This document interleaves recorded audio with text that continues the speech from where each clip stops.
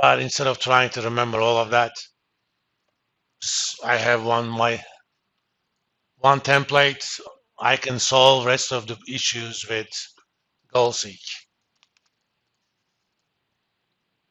Let me save this and post it on Blackboard.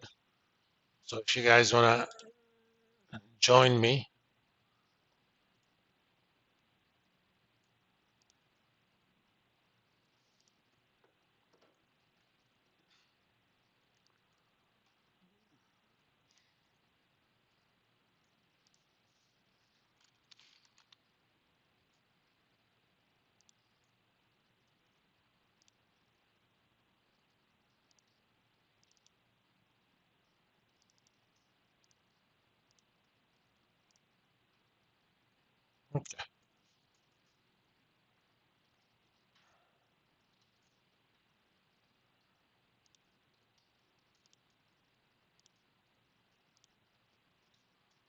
so let's ask a different problem.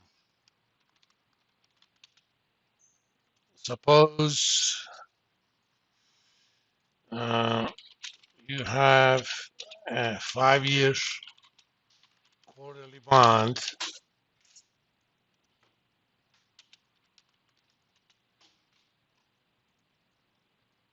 that has a face value of 1,000.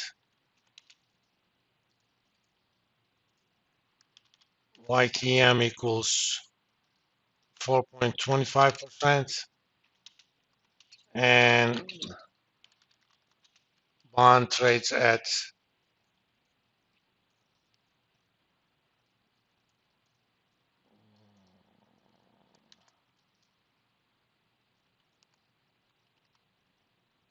1,200.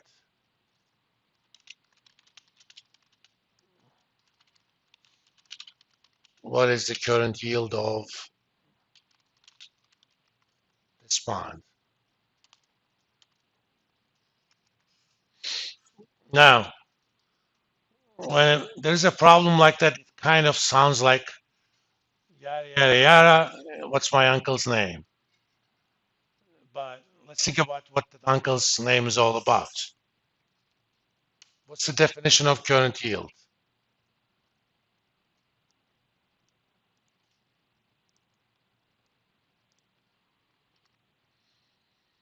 In order to find the current yield, I need face value, coupon rate, and bond value, right? Which one of those I do know for this problem?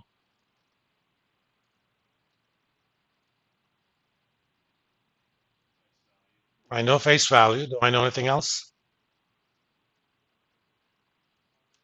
Hmm? No, I don't know the coupon rate. I'm asking for current yield. I haven't said anything about coupon rate. I told you YTM. We know the bond value. So in order to figure out current yield, turns out all I need to know is what's the coupon rate.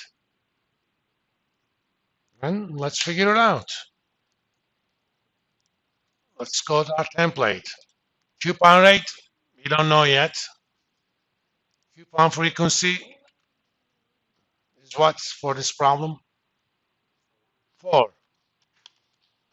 How many years? 5. Face value is 1,000. Yield to maturity is 4.25. The only thing I don't know is the coupon rate. Well, what's my target value? That's the value of the bond. $1,200. So let me make that a slightly different color. Let's see. Okay. I want to make the difference between the present value of a bond that has these properties and the actual value. I want to make that difference 0.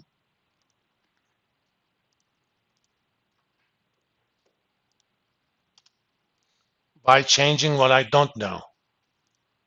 Coupon rate. I basically ask Excel to solve me that equation. It is a nonlinear equation. Who cares? It internally knows how to do it. Again, can we do it algebraically? Sure. Should we bother? Why? You know, if I can solve it this easily, why would I bother with algebraically?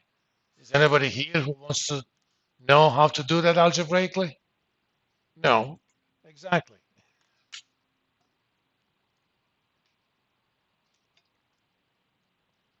That's why I build these simple templates.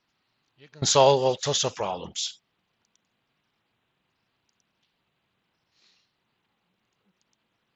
All right. And once I have the coupon rate, I'm just going to read off the current yield as the answer to the problem.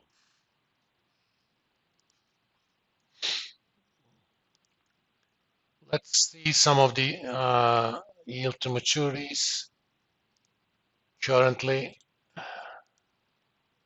I mean, market is close today, but still, we can get some indicative numbers.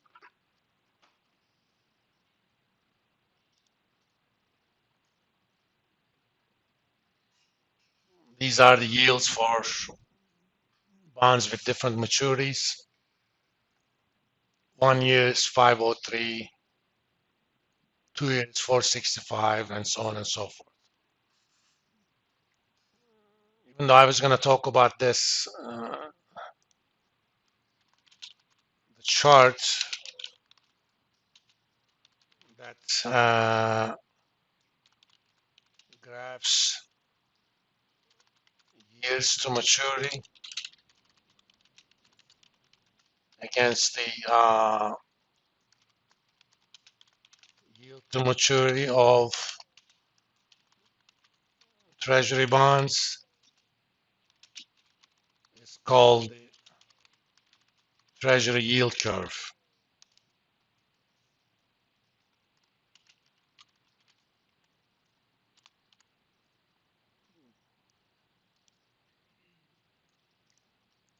Let me go to Market Watch.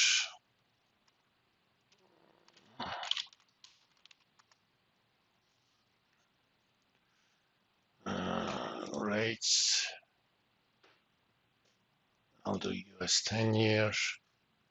So once I do that, it's gonna give me a yield curve like that. Let me take its picture.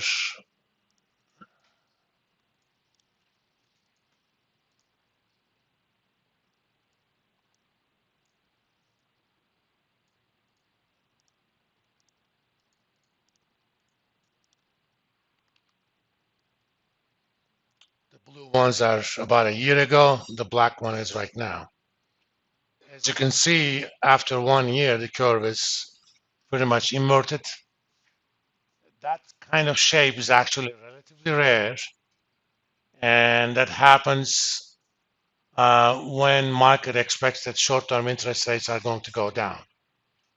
While market is expecting that within 6 months to 9 months, Fed is going to stop increasing the interest rates. So after that, they may even decrease it. That's why you have a shape like that. But when you have an inversion like that as well, it's also considered a sign of an expected recession.